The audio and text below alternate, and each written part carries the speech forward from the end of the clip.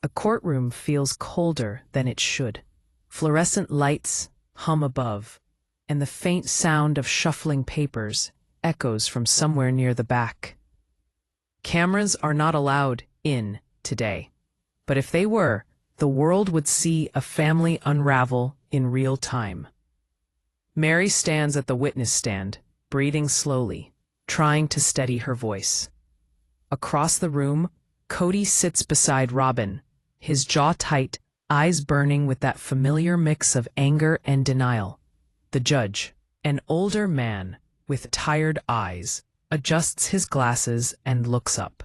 "Meri Brown," he says matter-of-factly, "you may proceed."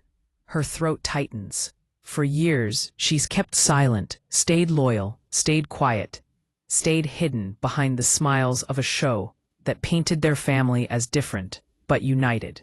But today, the walls have cracked. In her trembling hand lies the proof that will tear the Brown family's perfect image to shreds. "I didn't come here to destroy anybody," Meri starts, her voice soft yet sharp. "I came here because I can't carry this anymore." She shifts uncomfortably. Her lawyer whispers something in her ear. She doesn't answer. Her fingers twist together like they are holding on for dear life. Kody leans forward. "Meri, you're crossing a line you don't understand," he says, his voice low and tight. "We could have handled this privately." Meri looks up. Her eyes are wet but fierce. "Privately?" she repeats. "You mean like all the other secrets you buried?" "Kody?" The judge raises an eyebrow, tapping his pen. "Let's keep this focused, Mrs. Brown." Meri nods, yet her eyes don't leave Kody. She unfolds the paper. The sound of the crinkling sheet feels louder than thunder. "This," she says, holding it up, "is the truth. I had it verified by an independent lab. The results are here. And if this court allows, I'll have it read aloud." A murmur ripples through the small gallery. Christine and Janelle, sitting behind Meri, exchange stunned looks. They weren't expecting this. The judge nods. "Proceed." Meri's voice shakes slightly. The DNA test confirms that the child whom everyone thinks is Kody's is not biologically his. The courtroom gasps. A pen falls somewhere in the back. Even the bailiff shifts uncomfortably. Kody slams his hand on the table. "That is a lie," he shouts. "You're trying to tear us apart out of jealousy." But Robyn does not stir. She just stands, staring fixedly at the table while her lips begin to quiver. A tear falls silently from her eye to the wood. Meri doesn't look at Kody this time, though. She looks to the judge, pale but composed. "I wouldn't make this claim without proof. The results were done under confidentiality until today." Kody rises, his chair screeching backward. "You had no right." The gavel comes down. "Mr. Brown, sit down, or you'll be removed from the courtroom." The echo lingers, even for several seconds. When Kody finally sits down, his face is flushed, but his voice drops to a whisper. "You don't know what you've done, Meri. You've just burned everything." Meri breathes out shakily. Maybe it needed to burn. For a moment, nobody says a word. The paper, that single sheet, sits between them like a weapon no one can unsee. Christine leans in toward Janelle and whispers, "I knew something was off. Robyn's story never added up." Janelle, ever the peacemaker, shakes her head. "Let's just wait. We don't know everything yet. But the storm is already here." Robyn finally raises her head, her eyes red and swollen. "Meri, you don't understand. This isn't what you think. You're ruining lives." "Lives were already ruined," Meri says softly. "I'm just done pretending it didn't happen." Robyn looks toward Kody, silently pleading with him for help, but he's staring straight ahead, lost somewhere between anger and fear. The judge looks down at the papers in front of him. Mrs. Brown, he says slowly, the court will have to check on this evidence before it can be accepted. In the meantime, I suggest we take a recess. He bangs the gavel again. The sound is final, like a door slamming shut on years of buried secrets. Muffled whispers fill the hall outside the courtroom. Reporters hover, hungry for a statement. Christine brushes past them, her face unreadable. No comment, she mutters, pulling her coat tighter. Meri steps out next, clutching the file against her chest. For the first time in years, she feels the weight lifting. But it's not relief. It's fear. The kind that comes when you finally open Pandora's box and realize you can't close it again. Her lawyer leans in close. You know this is going to get ugly, right? Meri nods. It already is. With every step down the cold marble floor, the echo seems to reverberate with her heels. Each step weighs more than the last. She knows Kody will strike back. He always does. But it's too late to turn back the clock now. The truth is out there.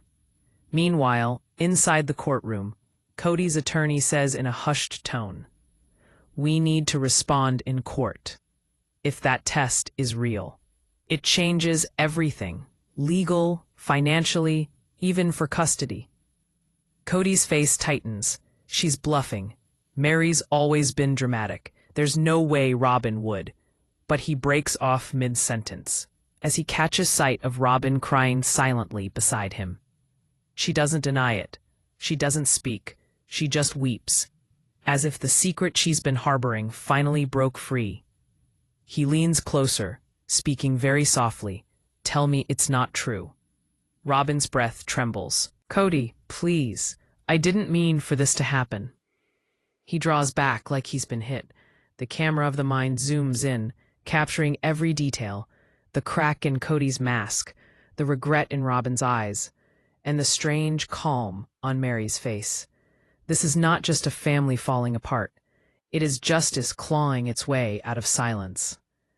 As Meri leaves the courthouse, a reporter calls out, "Meri, what's next?" She pauses, looking straight into the chaos of the flashing lights and microphones. What happens next? She repeats softly. The truth. Finally. She turns and walks away. Morning sunlight slices through the courthouse windows, casting long bars of light across empty benches. It feels heavier than it did yesterday, as if even the walls remember the chaos. Meri sits quietly beside her attorney, her eyes locked on the double doors leading to the hallway. She knows Kody will come in today, ready for war. When he finally enters, everything shifts in the room. His suit is dark, his posture rigid, his expression colder than ice. Behind him trails Robyn, pale and sleepless, her makeup barely concealing the tear stains of last night. Cameras click outside the glass. The court is private, but the world is already whispering. Kody sits, but does not glance at Meri. Instead, he hands a thick folder to his lawyer. The lawyer nods once and stands. Your Honor, he says firmly. We have new evidence that challenges Mrs. Brown's claims and her credibility. Meri's breath catches. She looks to her attorney, who leans in. Stay calm, he murmurs. The judge folds his hands. Proceed.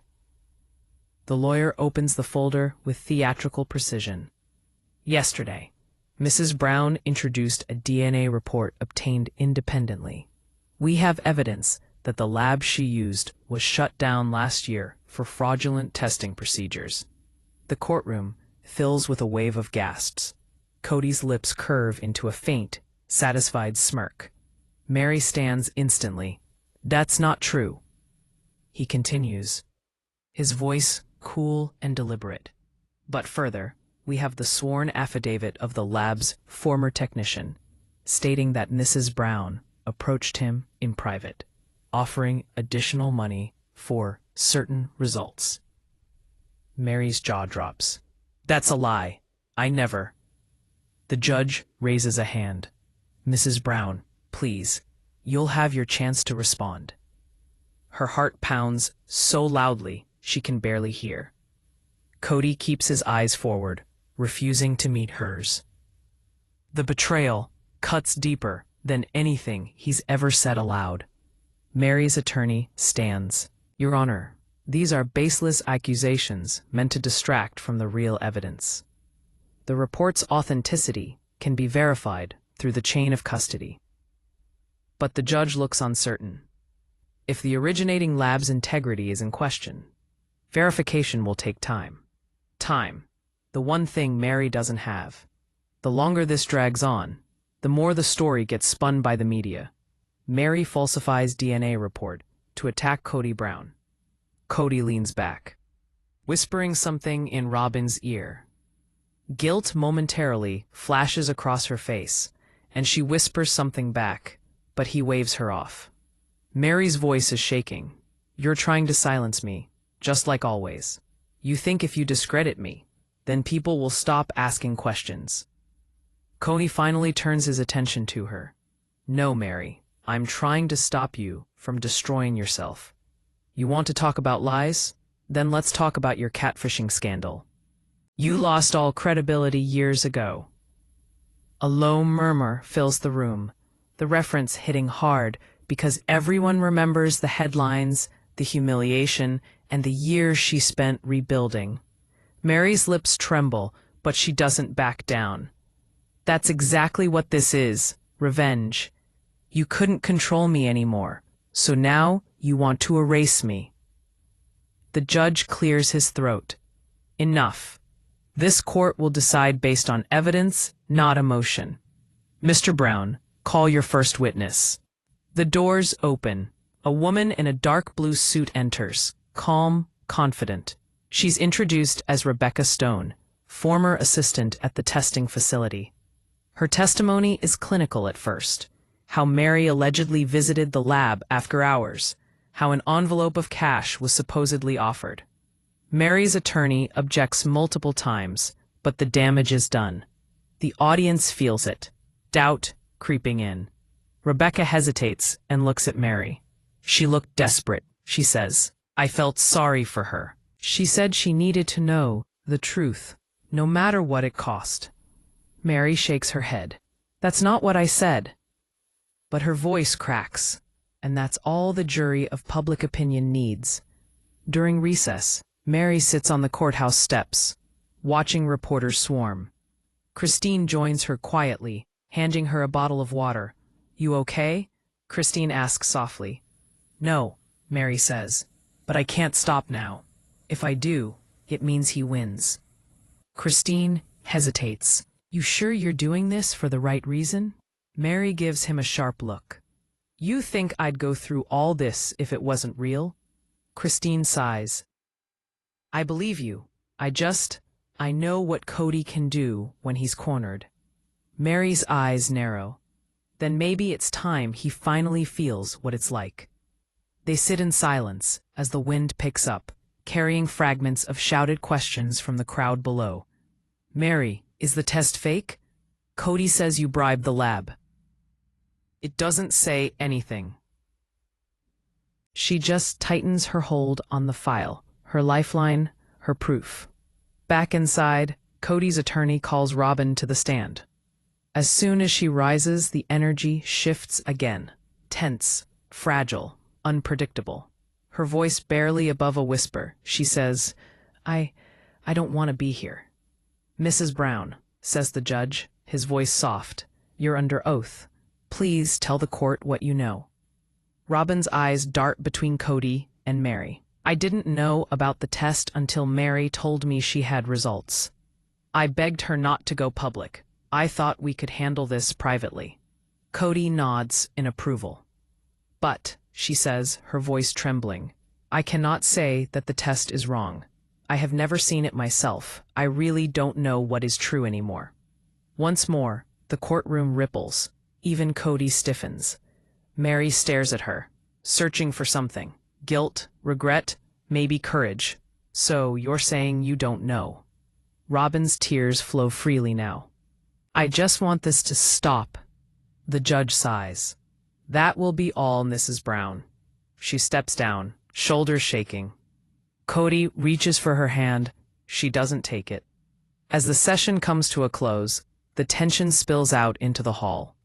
Meri's lawyer is urgently whispering, "We can still salvage this. If we get the lab's main director on record, we can prove the data's real."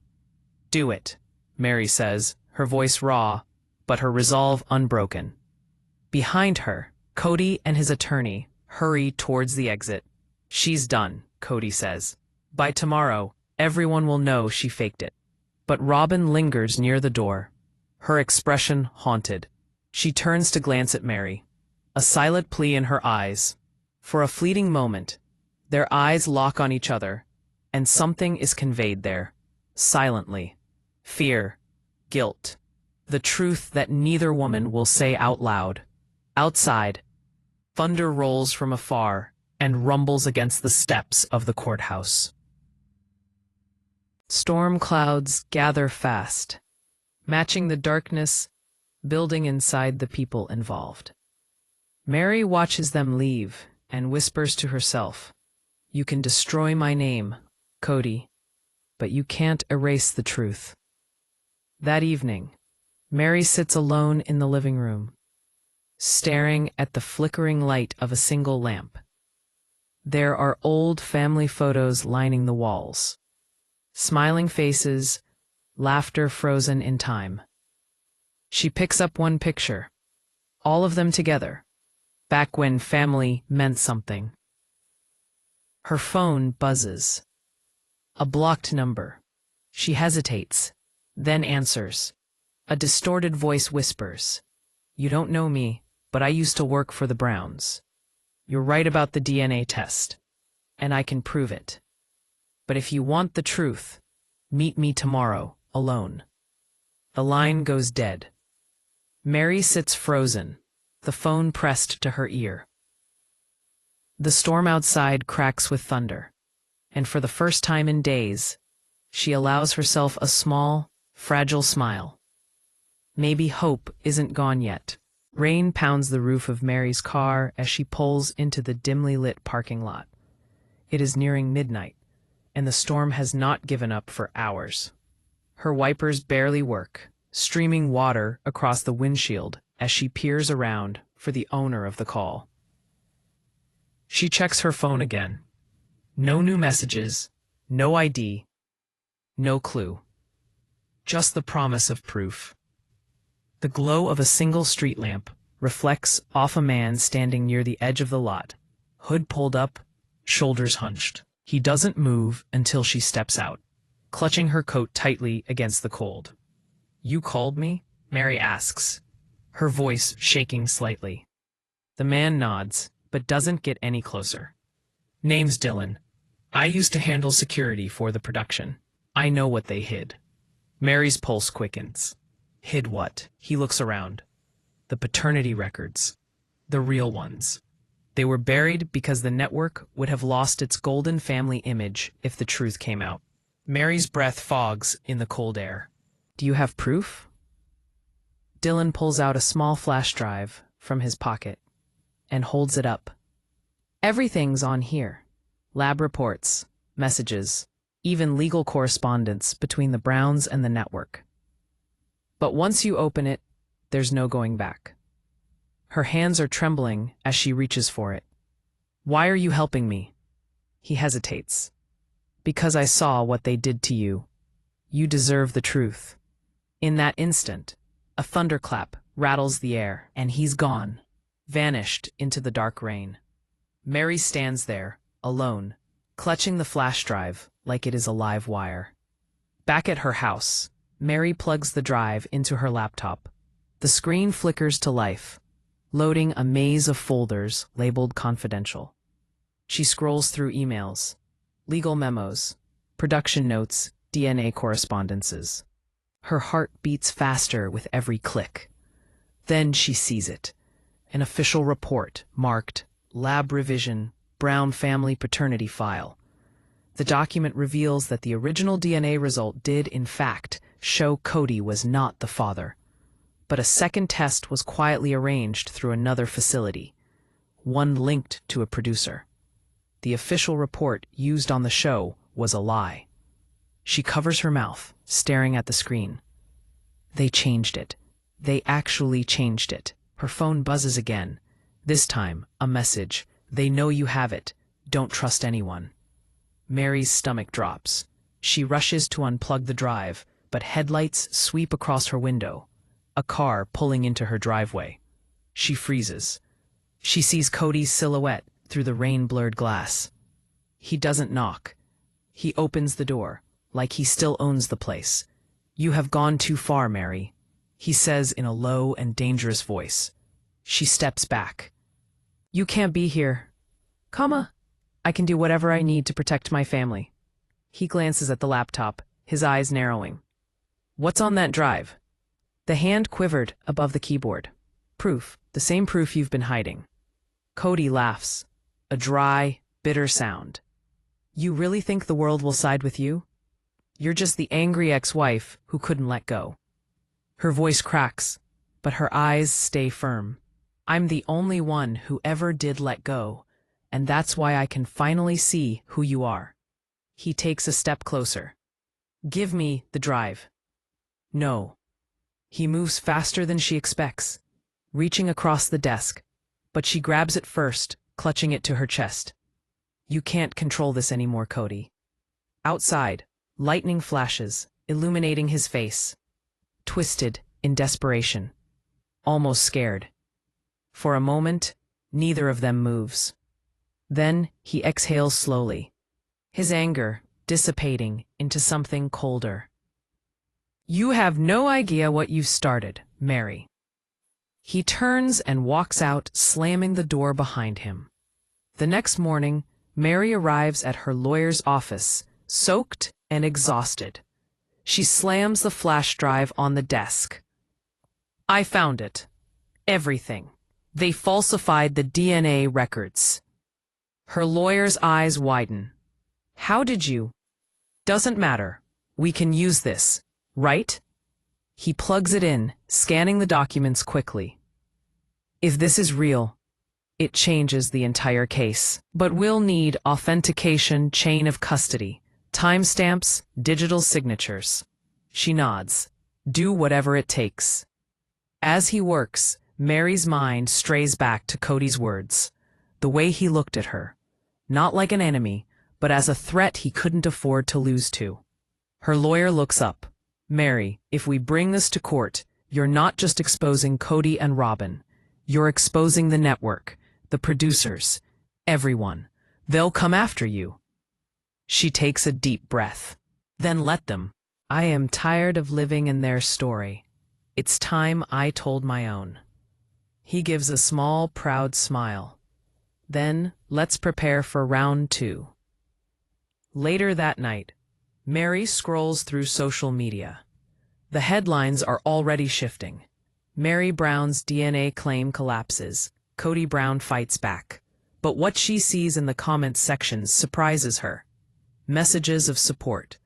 Viewers asking for the truth. Fans questioning the show's past narratives. For the first time in a long time, she's not the villain in everyone's eyes. Still, she knows this won't last. She calls Christine. "I need your help," she says. Christine sounds hesitant. "Meri, I'm not sure I should get involved." This isn't about picking sides. It's about what's right. Christine waits for a moment, then sighs. "Okay, tell me what you need." The following day, the two women meet at a quiet cafe outside town. It feels strange. Allies again after years of distance. Meri slides the flash drive across the table. "This has everything, but I need someone who knows Kody's habits, his documents, his email trails. You were with him long enough. You can help me find what connects him to the producers." Christine frowns. "If what you're saying is true, this could destroy the whole show." Meri nods. "Good." Christine observes her for a moment. "You've changed, Meri. You're stronger now. But this fight might eat you alive." Meri's voice softens. "Then at least it'll mean something." That night, Christine sends her a link. an encrypted folder from an anonymous email. "You were right," the message reads. "There's more. Hidden contracts, hush payments. Someone paid the lab to alter results, and the money came from a Brown family trust fund." Meri's heart slams in her chest. That means that Kody himself might have funded the cover-up. She prints the records and tucks them into a sealed envelope to be ready for court. But as she leaves her house the following morning, she notices something amiss. Her car door is slightly open. Papers she left on the seat are scattered, her glove compartment forced. The envelope is gone. Panic courses through her veins. She runs back inside, frantically looking everywhere. But the drive is missing too. Everything is gone. The files, the proof, the witnesses' data. She sinks to the floor, shaking. No, no, no. Then her phone buzzes. Another message. Same blocked number. Her hands tremble as she types back. "Who are you?" No answer. A car engine idles outside, somewhere down the street. A pair of headlights remain on, steady, watching. Meri moves to the window, her heart racing, and suddenly her phone rings again. But this time, it's Christine. "Meri," she whispers urgently. "I think someone broke into my house too." The mind's camera pans out. 2 women, 2 houses, one storm of truth closing in on them both. Somewhere in the shadows, someone is pulling the strings, and it's no longer clear whether it's about family, fame, or survival. The air in the courtroom is electric, and no one moves or says anything. The gavel strikes the desk once, clear and resounding, but it does nothing to still the turmoil brewing beneath the surface.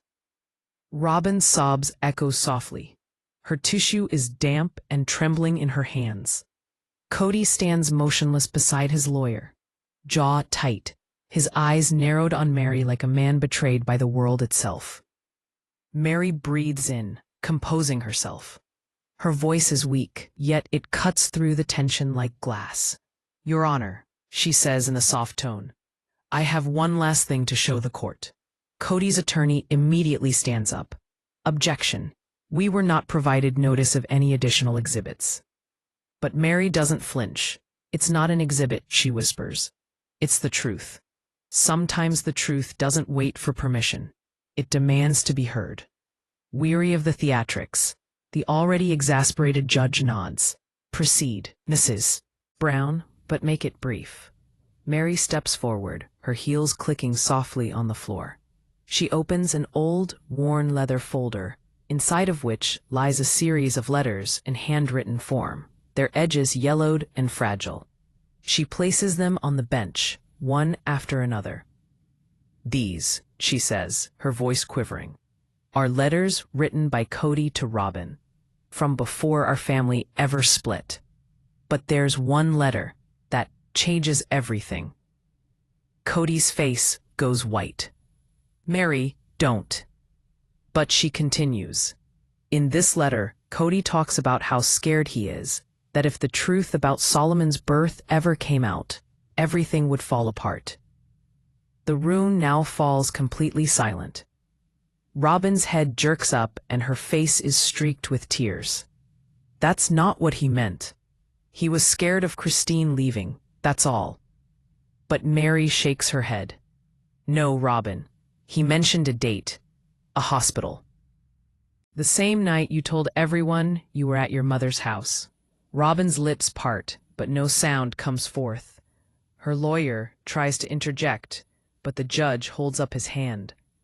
"Mrs. Brown," the judge says, delicately, "are you suggesting that the child in question may not be Mr. Brown's?"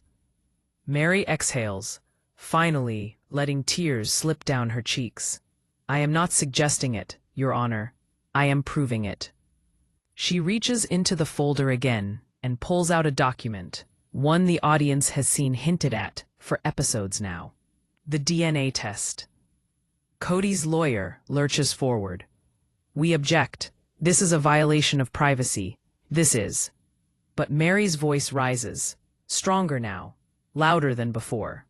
That's my right too. I was there when this family was built on promises, and I deserve to know what was real. The judge leaned back in his chair, his face inscrutable. Continue. The room holds its collective breath as the clerk accepts the document. The judge slowly unfolds the paper and reads it, his eyes going from left to right, line by line. The ticking of the courtroom clock becomes deafening. Then, the pause, the one that changes everything. The judge clears his throat. According to this report, the probability of paternity between Mr. Kody Brown and the child known as Solomon Brown is 0.0%. A gasp ripples across the courtroom. Robyn collapses into her chair. Kody takes a step back, shaking his head violently. "That's a lie," he roars. "That's a lie." Meri doesn't look at him. Her voice cracks. "It's not a lie, Kody. It's the truth you buried." The judge slams the gavel down. Order, order in the court. But it's chaos. Christine's eyes are wide, tears welling as she whispers, "Oh my God."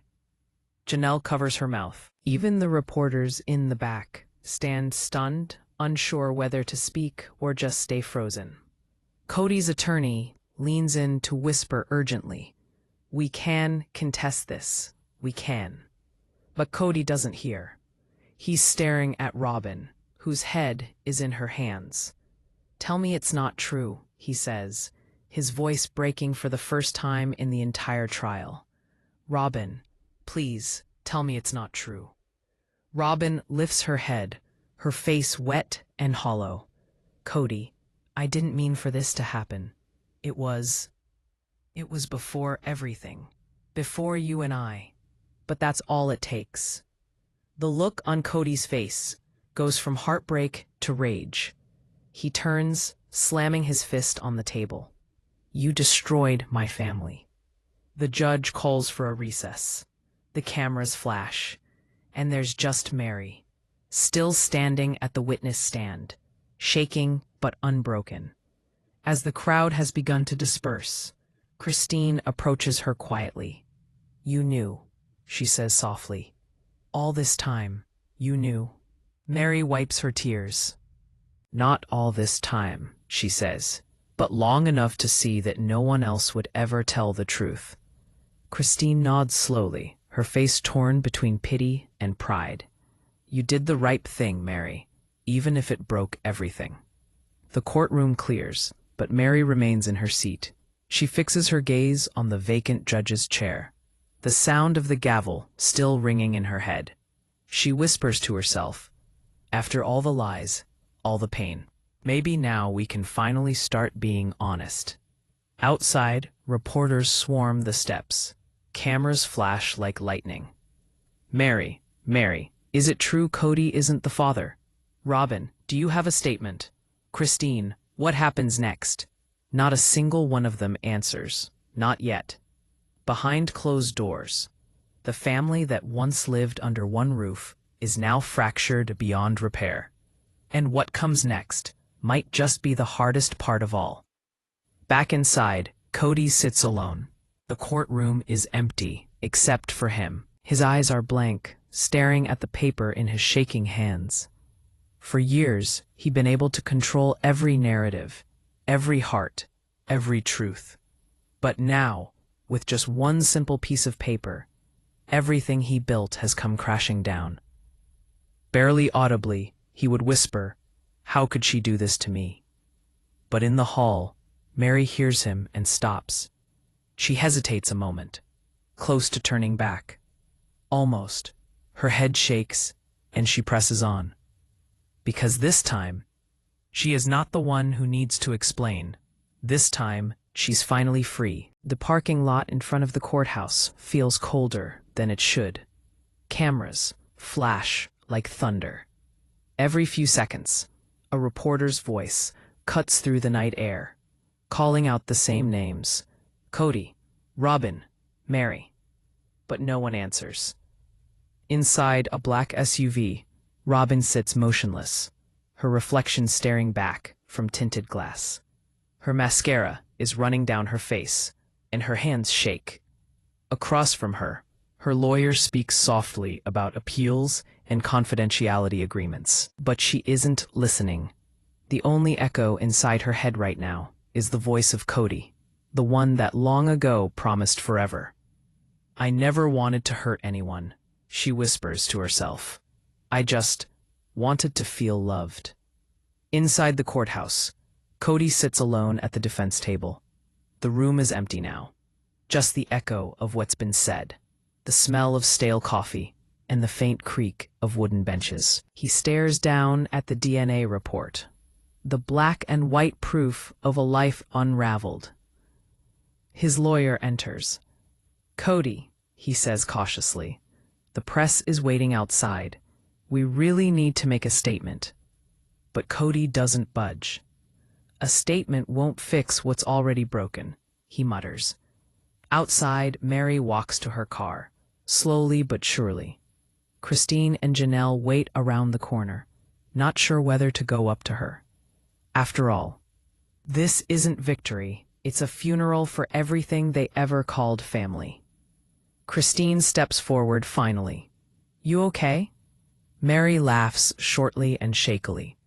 "No," she says. "But maybe that's the point." Janelle nods. He'll never see it the same way again. Meri looks up to the courthouse windows, to the man who once controlled her world. "He doesn't have to," she says softly. "He just has to live with what he's done." The next day, the courthouse corridors are quieter. Reporters are gone. But behind closed doors, Kody requests a private meeting. Just him, Meri, and Robyn. The judge allows it, hoping for closure. When Meri comes in, Kody is already there, his tie undone, his hair rumpled. Robyn sits beside him, eyes red, her hands clenched in her lap. He starts softly. "Why'd you do it, Meri?" She looks at him a long moment. "Because someone had to." Kody leans forward, his voice rises. "You humiliated me. Our kids, our family, they'll never forgive this." Her voice remains calm. "You humiliated us years ago, Kody. You just didn't have to see it printed on a paper." Robyn suddenly stands up. "Stop it, all of you," she exclaims. "Do you think I wanted this? That I planned for my son to grow up with this hanging over him?" Meri turns toward her. "You didn't plan it, Robyn, but you hid it. And every time you smiled on camera, every time you said we were one big family, you were lying to every one of us." Robyn breaks down, sobbing. He wasn't supposed to know. No one was supposed to know. Kody's voice breaks finally, the first real crack in his armor. "Then who is the father, Robyn?" Silence. The question hangs there, in a raw and heavy manner. The air seems too thick to breathe. Robyn looks down, shaking her head. "It doesn't matter now. He's my son. He's our son in every way that matters." But Kody doesn't look convinced. His voice grows quieter, darker. "It matters to me." Meri closes her eyes. For a moment, she almost feels pity. Then she remembers the years of loneliness and tears, the whispered excuses. She opens her eyes again, steady and clear. "You always said our family was built on faith," she says. "But faith without truth is just another kind of lie." Kody looks away, his eyes glistening. "You think you're free now, Meri? You think this gives you peace?" She shakes her head. "No, but it gives me something better. Honesty." A week later, different headlines grace the front pages. The world has moved on to another scandal.